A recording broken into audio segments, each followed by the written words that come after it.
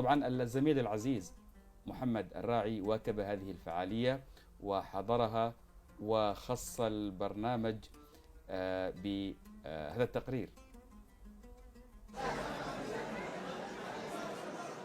تشكل لون قوس قزح بألوانه السبعة في أرجاء قاعة صلاح طاهر بدار الأوبرا في العاصمة المصرية القاهرة، في المعرض الفني الخاص بالفن التشكيلي للفن ضوء، الذي نظمه المنتدى العربي للفنون برعاية من مؤسسة لايت فور ميديا بالتعاون مع المركز الثقافي اليمني بالقاهرة، حيث شارك في المعرض أكثر من 70 فنانة وفنان يمني من مختلف المحافظات اليمنية لعرض أعمالهم التشكيلية بمختلف مجالاتها الفنية.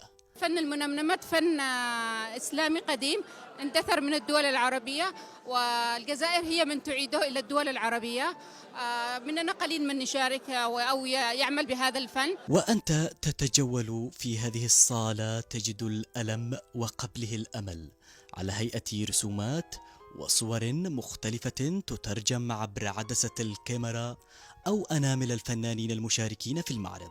تجاعد المواطن اليمني وهموم الحياة في ظل الحرب مع وجود ابتسامة في إحدى زوايا المعرض تؤكد للجميع على أن الفن هو اللغة الوحيدة للتواصل بين شعوب العالم وإبراز ثقافتهم وحضارتهم المختلفة بدون أي وسيط.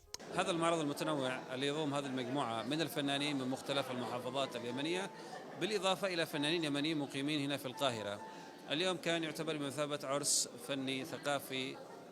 استطعنا من خلال هذا المعرض أن نوصل فكرة إيجابية عن اليمن وعن الحركة التشكيلية الفنية في اليمن، وعن تواجد وتكاثر الفنانين برغم الحرب وبرغم المشاكل وبرغم المصاعب التي توجد في اليمن.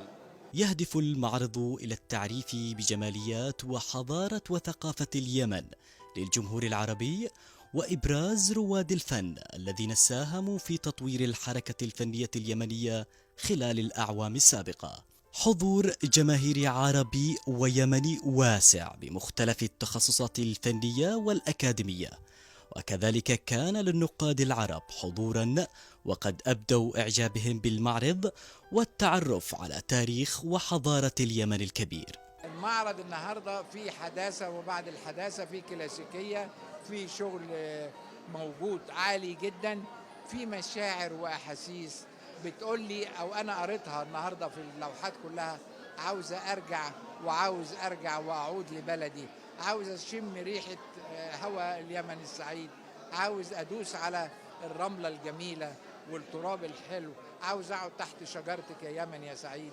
فحسيت الإحساس ده كله. يذكر أن المعرض سيستمر لمدة 5 أيام بدءا من يوم 18 من فبراير وحتى 23 من فبراير الجاري. محمد الراعي لبرنامج مرافق اليمن اليوم.